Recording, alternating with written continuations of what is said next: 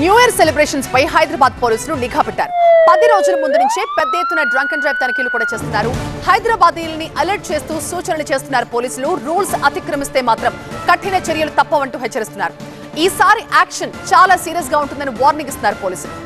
Drunk and drive తనిఖీల్ని స్వయంగా పర్యవేక్షించారు హైదరాబాద్ ట్రాఫిక్ డీసీపీ హెగ్డే.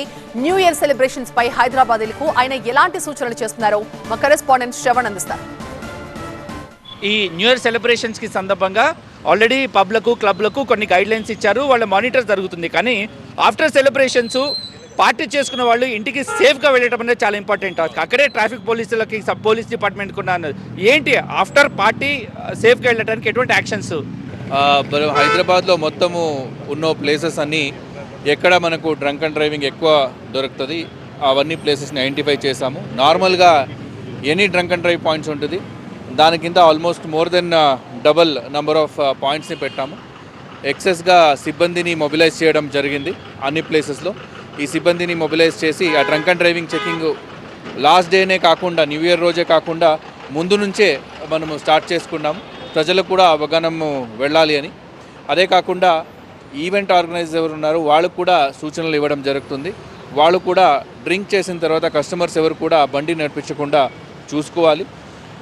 వాళ్ళు కూడా ముందే పర్మిషన్ తీసుకోండి ఈవెంట్స్ని జరపాలి.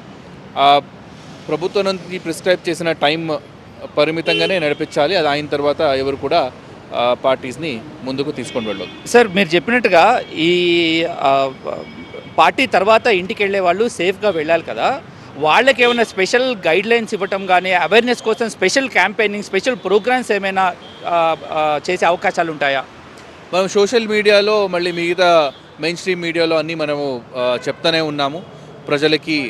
వాళ్ళందరూ కూడా పార్టీని వాళ్ళందరూ కూడా ఎంజాయ్ చేసుకోవచ్చు, వాళ్ళందరూ కూడా పార్టీ చేసుకోవచ్చు. కానీ వేరే వాళ్ళకి వాళ్ళ పార్టీ నుంచి ఇబ్బంది కావద్దు. అదే కాకుండా వాళ్ళ ఆర్సీ క్యాన్సిలేషన్ చేయడము, డ్రైవింగ్ లైసెన్స్ క్యాన్సిలేషన్ చేయడము ఇవన్నీ కూడా ఆర్టీఏకి రిక్వెస్ట్ పెడుతున్నాము. వాళ్ళు ఏమైనా మైనర్స్ అయి ఉంటే వాళ్ళ గార్డియన్స్ పేరెంట్స్ ఎవరు ఉంటారు, వాళ్ళకి బండి ఎవరు ఇచ్చారు, మళ్ళీ బండి ఓనర్స్ వీళ్ళపైన కూడా మనం కోర్టులో ఛార్జ్షీట్ వేస్తున్నాము. వాళ్ళపైన కూడా క్రిమినల్ చర్యలు తీసుకుంటున్నాము.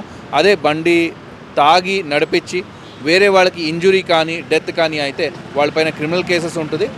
We are not against to celebrations, but celebrations పేరుతో ఎవరైనా లిమిట్స్ క్రాస్ చేస్తే మాత్రం డెఫినెట్లీ యాక్షన్స్ ఉంటాయని ఏకంగా హైదరాబాద్ ట్రాఫిక్ డీసీపీ రాహుల్ హెగ్డే TV9తో చెప్పడం జరిగింది. With camera person Yashwant Shravan, TV9 Hyderabad.